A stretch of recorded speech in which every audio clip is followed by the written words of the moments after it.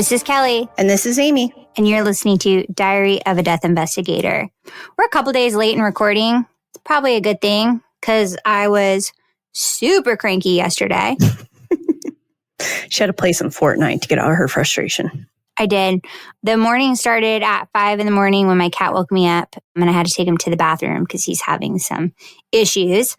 And then I received a blackmail letter email in my mailbox telling me. Was it about a jury summons? Not quite like Amy got. No, this one was, they've been watching me very closely and they knew my first and last name, my phone number, and my address. And they had a picture of what they thought was my house, but it's not my house. It was the neighbor's house. Is it your neighbor's kids? No, it wasn't email. No. Luckily, my coworker, so for anybody who's been getting these scammed emails, it was a Gmail account. So I thought it was really weird that I got this letter from a Gmail account. It was like 6 or 7 in the morning when I saw the email. I've been waiting for a very important email to come through. So like when I saw it, I was confused by it. Anyway, it turns out my coworker had got the same email the week before and she sent it to me. She's like, look how weird this is. But it was changed a little bit. So for her, I can't remember. They had a QR code that she could scan and like pay them because they wanted to be paid in Bitcoin. Oh, well, I wouldn't scan because then that could possibly give access to your stuff. I was thinking that you meant like hard letter mail, like in your mailbox, where it's like, cut out letters from magazines. No, not like a real like murder mystery movie or something. No, it was an email that I got. And so I'm just like, really? Like that's not quite as thrilling now. No, but they wanted $1,950 in Bitcoin, which is what they asked my coworker for. But that's a lot of money. Well, the best part was they told me they were going to show all my dirty laundry or dirty secrets. Okay, go for it. I mean, little do they know we have a podcast and like you guys already know a lot of the dirt. Well, not even dirty secrets. Like, you're going to look through my windows and watch me playing video games and playing with my dogs. Like, you're not going to find out. You're going to be disappointed in how dull my life actually is. Like, sorry. And so the person was like, oh, we've been watching you. We put malware on the porn site and that's how they're catching me. And I'm like, oh, you don't know me at all. Okay. Yeah. Okay. Interesting approach. Yeah. But contrary to your life, by the end of the day, like I'd had a long day and I think Amy and I were texting back and forth. But at the end of the day, I actually received one of the best compliments I've ever received, which was a coworker. I was telling her we were going on the crime cruise and I really wanted to go to this event that she's putting on. So it's like a super cool event. It's not quite private, but it's an intimate event with a country singer. I'm like, oh, I really want to go to that. But it's while we're on our crime cruise. And she's like, why? Where are you going? And I said, my sister and I are going to go on this crime cruise. And she goes, you live the coolest life. And I thought, that's really nice. Like above all, if you only knew. Well, you think it's cool until you start doing the job. And then sometimes it's not so cool. Yeah. So anyways, so that's what happened to me yesterday. Today's been a little bit better. Well, I think you would like this article. One of my friends posted about how they're training otters to smell or detect scents underwater. So this is in Arizona and his name is Splash. She lives in Arizona. So that's how she, I'm sure, found this out because it's like in their local news. But they're being trained to sniff evidence and victims underwater. And it's already helping solve crimes because, like we've talked about before, like dogs, for like cadaver dogs that I've had on scene. And I was thinking to myself, I'm sure that they don't pee on the bodies when they find them. So, or you wouldn't be able to tell if they do. Yeah, well, at that point, it doesn't matter. But they said that if a body gets into a canal or river and an alligator gets to them before they do, the gator will take the remains and stuff it somewhere, which I didn't know that alligators did that. And also I'm like, this is Arizona. Are there alligators there? Like, are they referring to other places? Like, I don't know. But this says like they normally would have like dogs get them to that specific area, like the body of water, but it's not like they can point out specifically where the body's at. So they have used Splash for this specific scene and led them right to the body.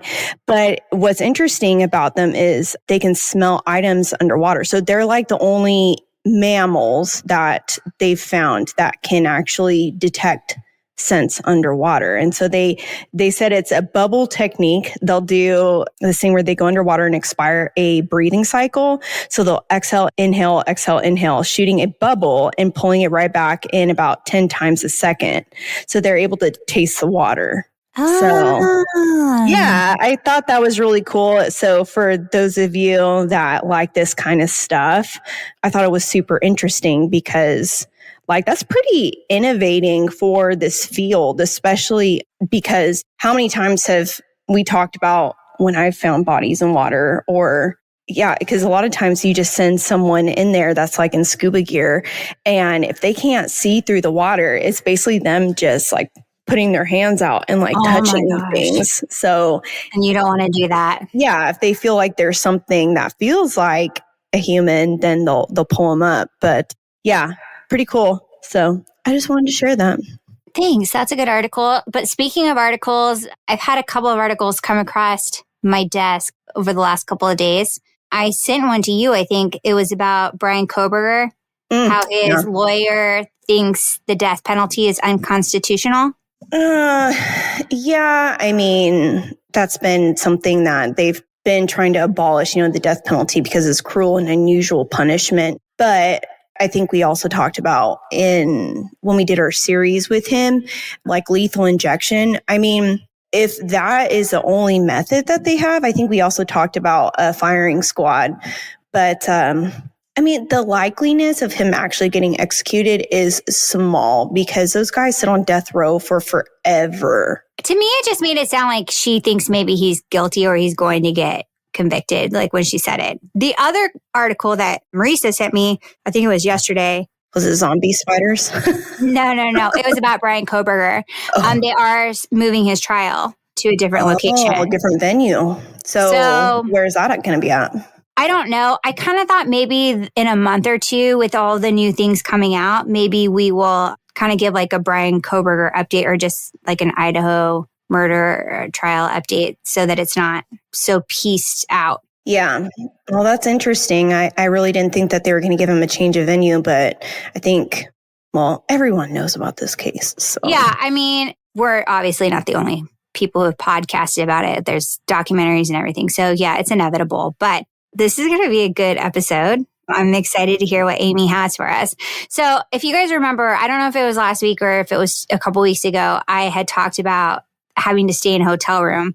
And we were talking about like, I think dead bodies or how people die in hotel rooms. Well, you said, because you travel so much, so you're always staying in hotel rooms. I'm like, yeah, people don't even realize how many people actually die in hotel rooms.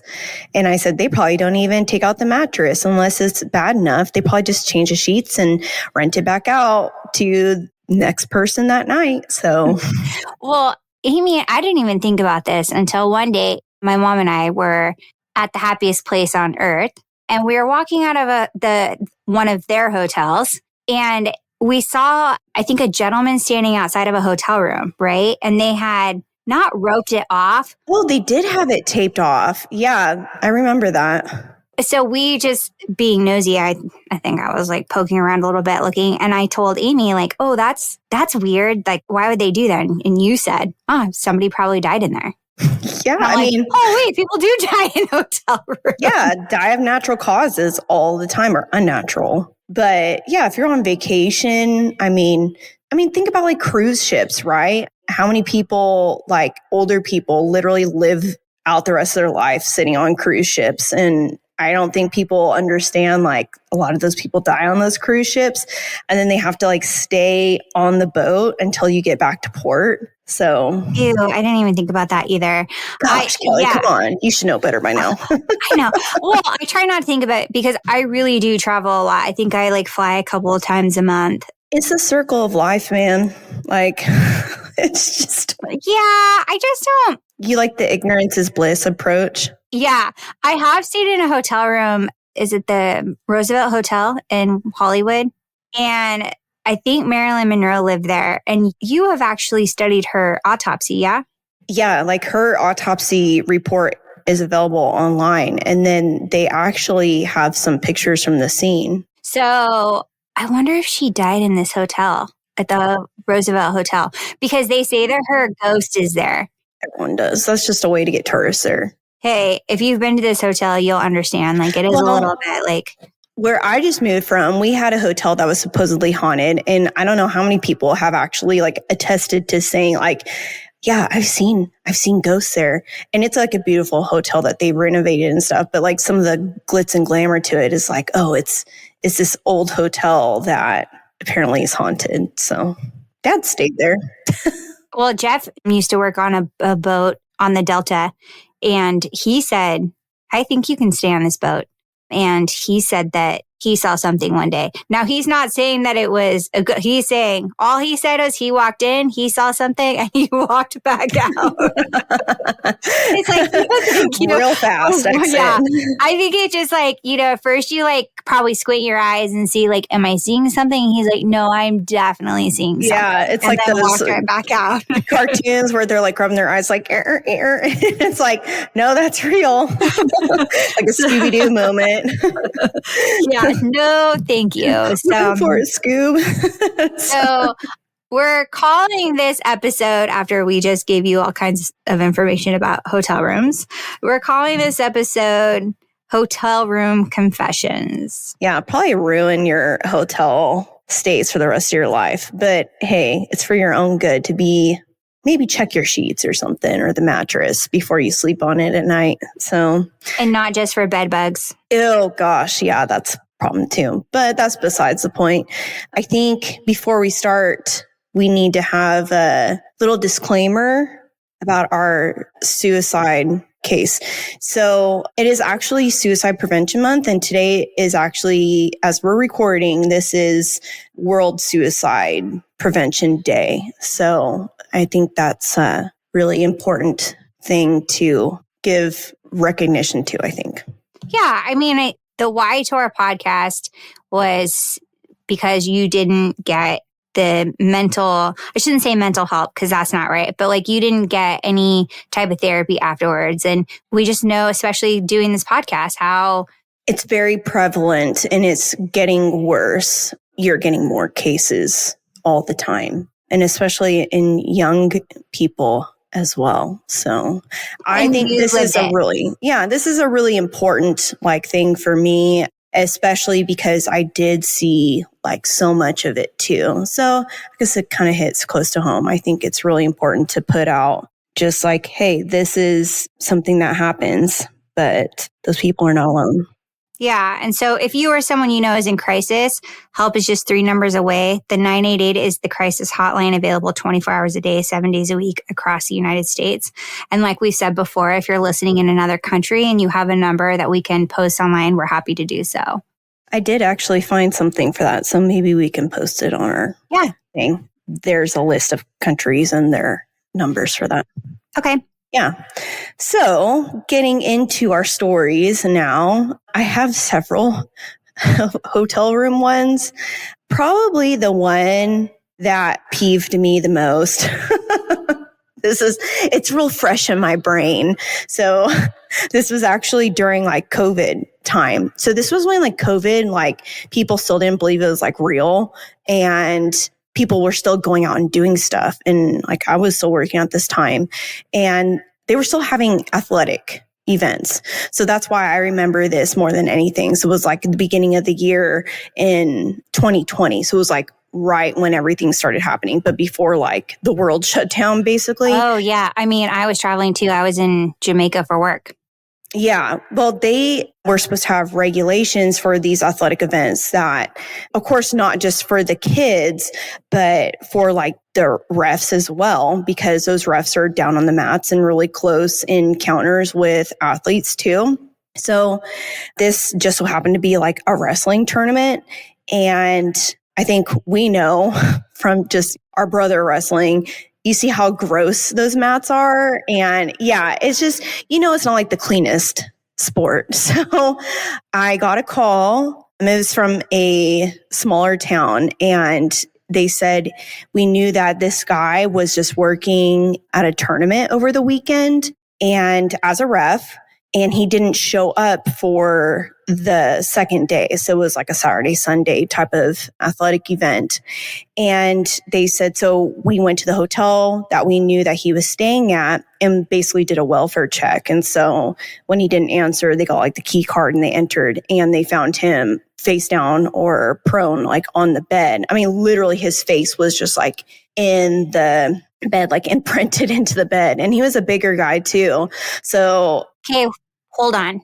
When I picture people face down on the bed, I always picture their face on the pillow, but you're not saying the pillow. So like, no. Did he like fall like when you're just, how you're so tired and you like jump on the bed and on top of like the bedspread or whatever? Was he like that? He was definitely on top of the comforter, but he was like facing, his head was like down towards like the end of the bed. So it looked like he like laid like literally across the bed, and his feet were actually up by the pillows. So he was fully on the bed, but that's a weird position.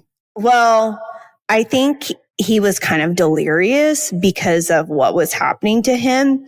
And we ended up actually talking to like the people at the front desk as well, like asking, when's the last time you've seen him? What did he like appear to look like to you? Like what state was he in? So they knew that he had gone to actually go get cold medicine, and he had said like he was running a really high fever, and actually the people working there were super nice, like brought him water and stuff. And we did have a receipt in his wallet that showed that he had bought like medicine and stuff, and his temperature was like over 103. He said he was feeling like really bad. And of course, this is going around, and you're just like, oh gosh, this like sounds like COVID from everything that you've like heard. And he was like a younger guy too, maybe 30s. So we didn't know. The bad thing about when people pass away in hotel rooms is they're out of town. So a lot of times you might not be able to find their medication. Like it could be in their car. They might not have it on them. So we don't have like medical records, or we can't talk to family immediately and find out like if he has a medical past. So you're kind of just left to like speculating what's going on. So I was leaning towards like, yeah, it sounds like it's COVID.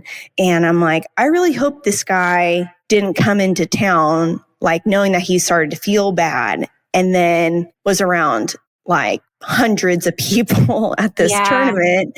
So we actually talked to some of the people that had been working at this tournament as well. And they're like, yeah, he said he wasn't feeling good or whatever, but we didn't think anything of it. So like he progressively got worse throughout that day on that Saturday. So they knew, of course, that this could possibly be a COVID thing. And of course, he had to come into our office. But when you're going through people's things in hotel rooms, you never know what you're going to find. So he had been on a dating app there, and he was like he even had on there in the area like for the weekend, and he was married, of course. I was like, oh, we've heard this story before. What a skeezy person. But yeah, I'm like checking his phone and his wallet and stuff for like receipts and like to see if he had like talked to anyone and said like he was feeling bad.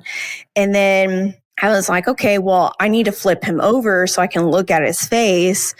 And they were like, they looked at me like, we're not going to help you. And I'm like, okay, well, he's a big person. Like, can you at least like prop him up? Like, and hold him up so I can examine his front so he doesn't like roll off the bed, because then that's really going to suck. Why couldn't you have just rolled him over like on his back? Because he would have fallen off the bed. And it's like when you have like a bigger person, you don't want them to continue like rolling until they go. I mean, it's just way harder to pick someone up off the ground instead of just like keeping them on the bed. So I finally got one of them. I was like, here, I have gloves. And so I got him flipped upright. And then immediately you just see like this dark purge, like draining from his nose and mouth, like onto that bed. And it, of course, had soaked through. And like purge is this really dark, reddish brown color, and it stinks so bad because it's like your stomach bile contents that are just coming out through your mouth and nose. Worse than my foster kitten's explosion in my car. Yes. Oh, that was bad, guys. That was really bad. Smells really bad. And of course, this happens. Everyone gets purged. I mean, just depends on what like position you're in and how far in the process along you are. But like he had like a high grade fever. So that also he would feel warmer longer. So like his time of death, you wouldn't exactly be able to pinpoint it, but we knew that he had been seen, the day before. So at least 24 hours, we know that he had been dead for. But his face had literally smashed into. So it's like you can't even recognize his face because it was like smushed with the pattern of the quilted quilt or whatever that is, on the top of the bed. So it's like imprinted to his face. So you could like see the lines of like the quilt outline. And it's like he's got this purge and you're just like, ooh, this is not good. So like you're looking at his license and like trying to compare it to him. You're like, I don't know. Like, other than we know that that's his name that he put down for a hotel room, but how many people have aliases, So yeah, I'm like, oh, great.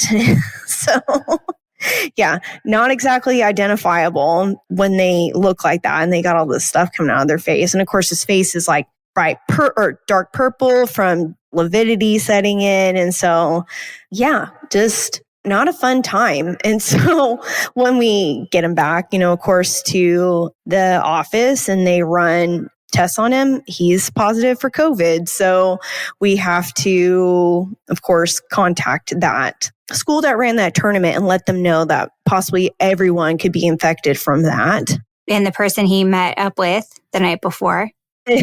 Well, you know how that works. So one person that comes in contact then spreads it to their next. So yeah, we're like, well, how do we notify this person? Like, is that even who it is? Like, I'm not getting on this dating app and telling them, hey, by the way, this guy just died and he had COVID. So you might want to go get tested. So I'm pretty sure I would like to say that they wouldn't just spot clean that mattress, that they would dispose of that mattress. But then again, I don't know who just keeps mattresses on hand. So I don't know. So he did end up dying of COVID? Yeah, he died of COVID. So. Is it that his fever was just so high, or like I don't know how people were or still are dying of COVID. Like I know like it was a breathing thing, right, for a lot of people. Yeah, and they knew that he was having a hard time breathing. And of course, when you have that high of a fever, it can affect your organs as well. You can be severely dehydrated.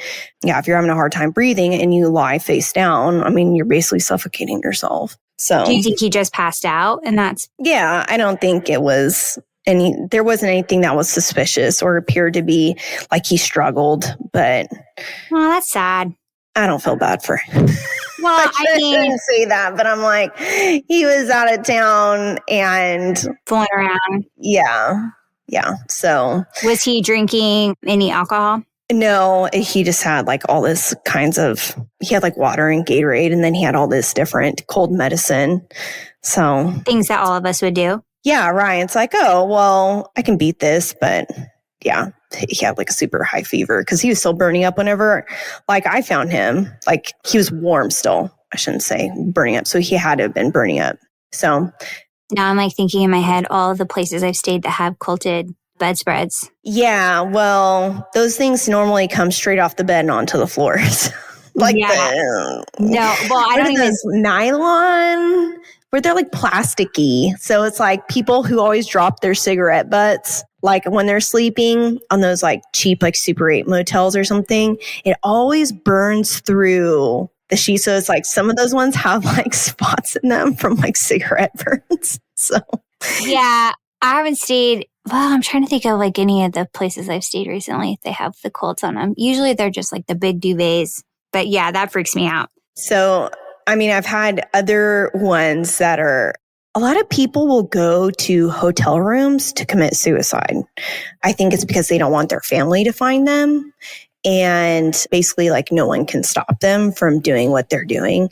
And this one in particular, it's in a really small town. And it was a motel, and it was like Western themed, like and it looked like it belonged in the Old West. It was old and gross. And when they called to report it to me, they just said this woman was found in her hotel room, and she had a bag over her head, and she was laying in bed. And so I was not expecting, when I pulled back the sheets, to see all these snacks. She had basically bought like Ding Dongs, Dr. Pepper, all the bad food she ever wanted was on her bed. I mean, if you're going to go out a certain way, you might as well go out with a bang, right? Like, I don't know, on your terms, eating the stuff that you love. But she had used the bag that she got her snacks in to suffocate herself. So like she put it over her head, like tied it off. So she basically, cut off her airway, and you could see it was weird. And I pulled off the bag. There was like all this condensation inside the bag from like her body excreting fluids. So she had written all these notes and stuff to different people about how it was their fault that her life, was the way it was. Yeah. Yeah. So the one thing that a lot of these old hotel rooms have, and usually if you leave food in there, they don't clean very well, like under the beds, you have all this food. What comes in there? All these different bugs, but like specifically like bed bugs and roaches. So I was thinking ants. Well, I'm sure there were in there, but I couldn't see because, they always have those floors that are like patterned in just the way that you can't see stains. So yeah, that's why you keep a pair of slippers in your luggage. I have a pair of slipper in every single one of my luggages. Well, I mean, and there again, she was in bed, and I guarantee that place particularly did not change out that mattress. So, or the pillows, right? Because you have well, probably depending upon how soiled it is with stuff, but. Even in bathrooms, people will die in bathrooms. I've had two that I can think of.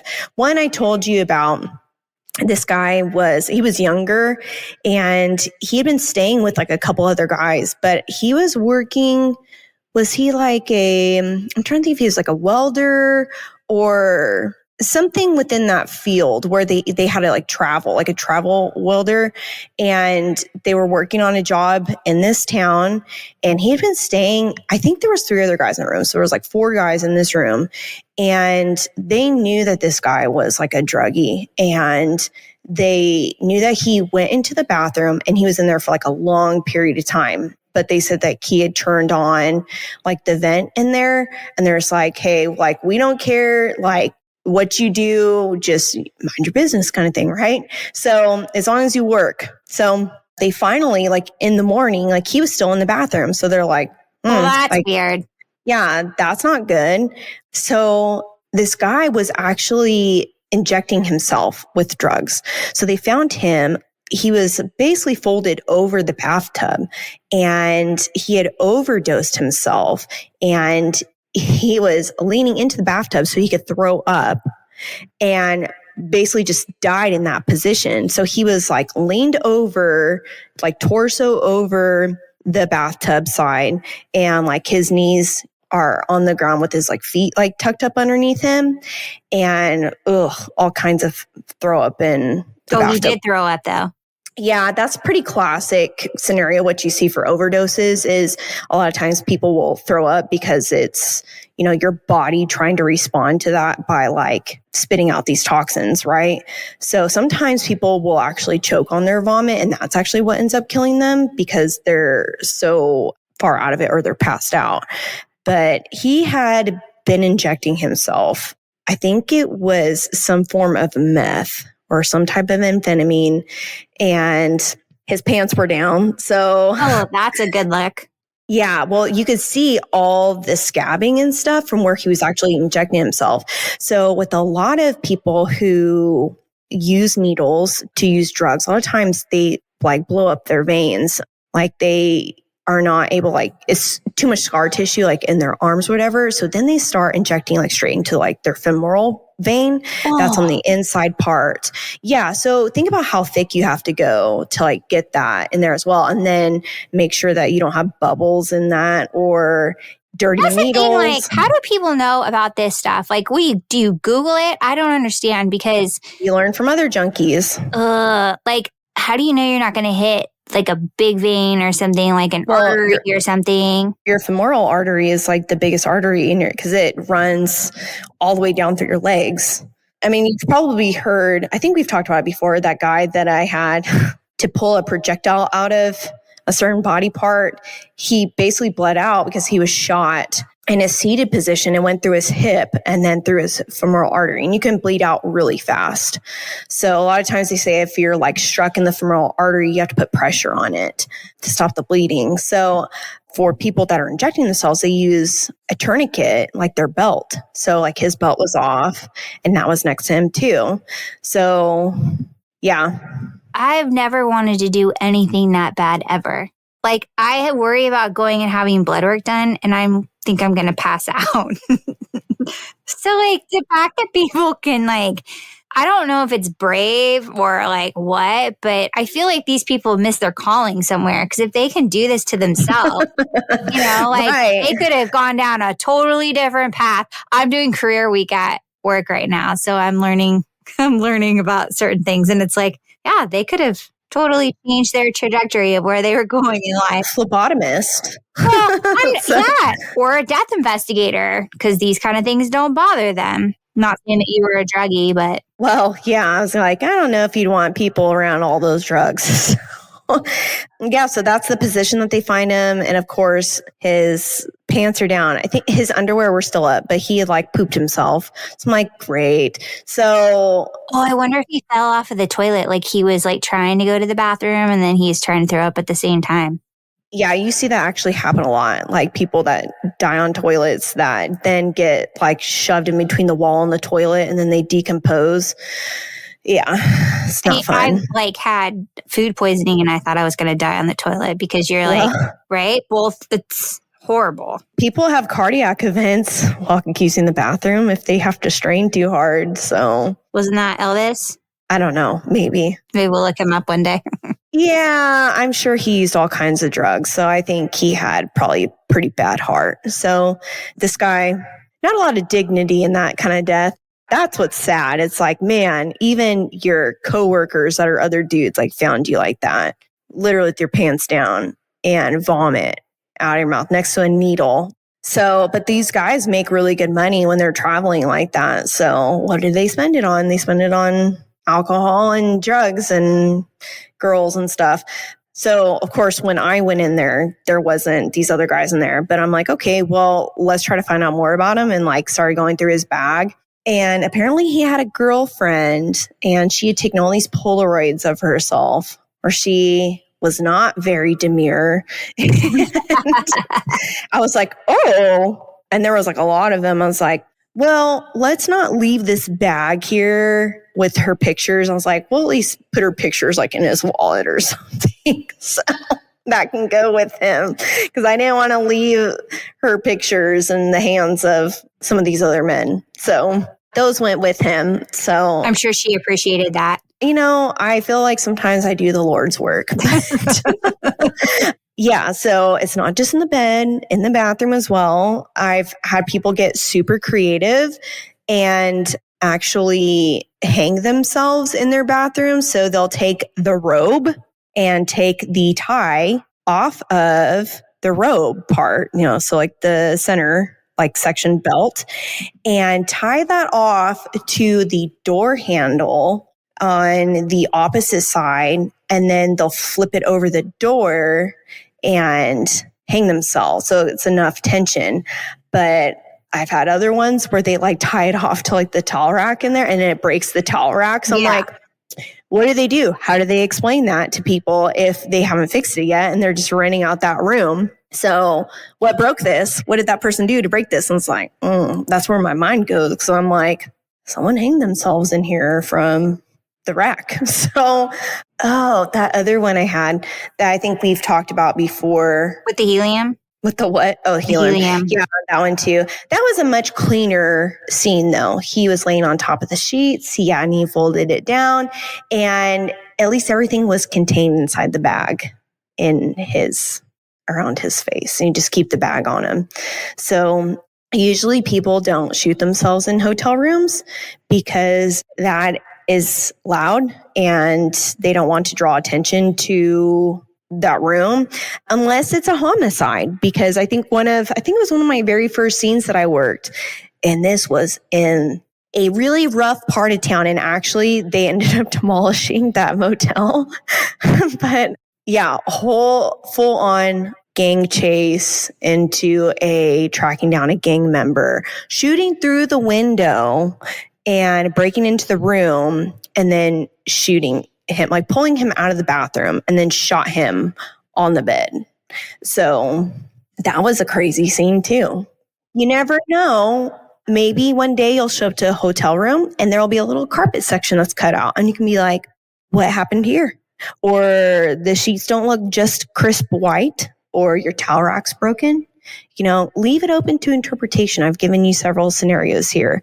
What's sad is that I've had so many of them that it's like a lot of them kind of start to look the same, especially ones where people like hang themselves in the bathroom, because then it's like you can't even you already know what it is because you can't push the door all the way open because they're on the other side of the door. So yeah, people can get really creative. And a lot of times you see people that use drugs and stuff that stay in those really cheap motels. So sometimes you might even find drugs left over. So.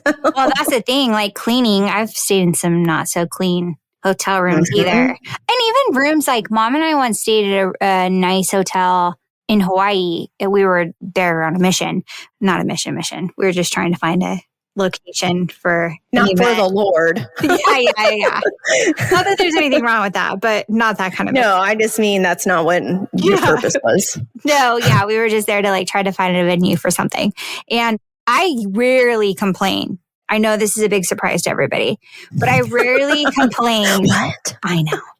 About things, just because the business that I'm in, I try to just make it through whatever the situation is. I just don't want to complain about it. Now, if it's on my personal time, that's a little bit different. So I was on my personal time, and Mom and I were in this room, and it was just dirty, and it had ants in it, all over the floor. And it wasn't like we were staying on the first floor. We were pretty high up. I want to say we were third, fourth, fifth floor. Oh, that place was infested.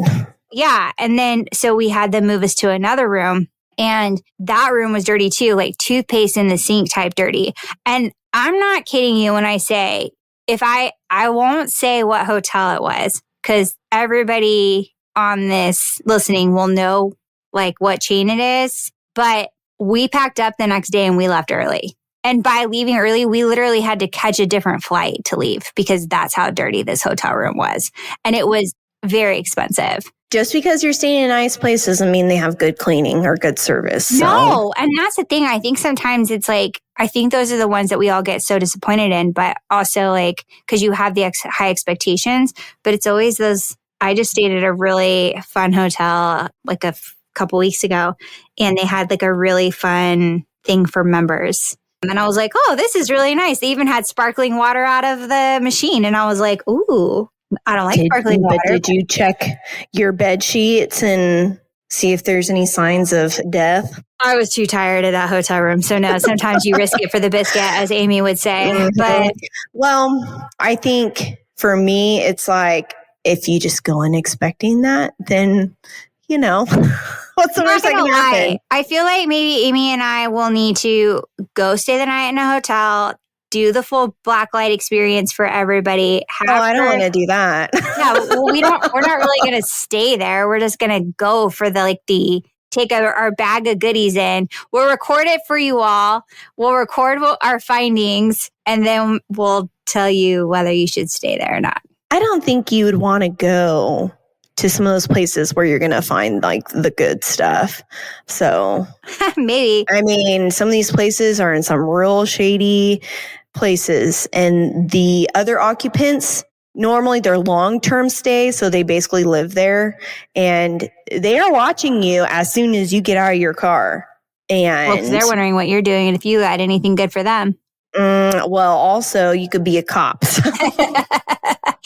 Well, I think if anybody has any interesting hotel stories to share, we'd be happy to share them on this podcast as a follow-up. So you can email us at kelly@diaryofadeathinvestigator.com or message us on our Instagram page, Diary of a Death Investigator.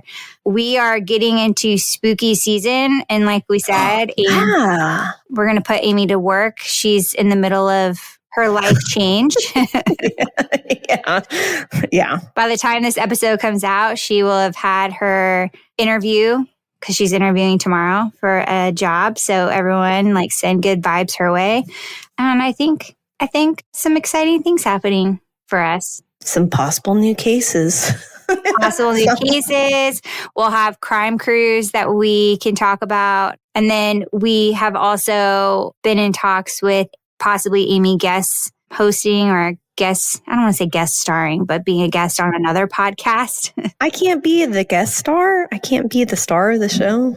So anyways, lots of things happening in our end. But again, send us emails, messages online. And as always, thanks for listening. Bye.